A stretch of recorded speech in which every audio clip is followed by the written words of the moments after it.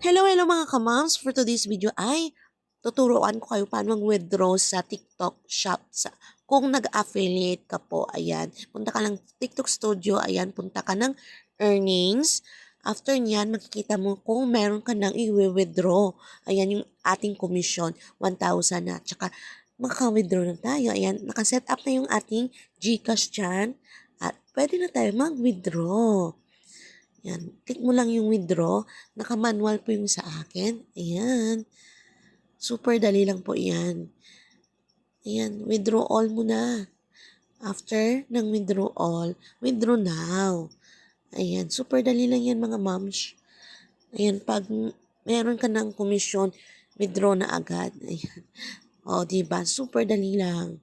Confirm mo lang yan. Ayan. Siyempre, pag hindi si GCash, minsan kasi delay. Ayan, okay na yan mga moms. O, ayan, meron na tayong message dyan.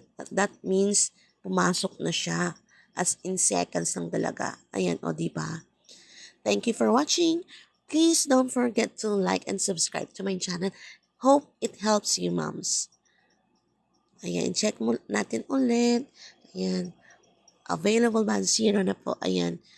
Next month ulit. Ayan. Thank you guys. Bye. God bless.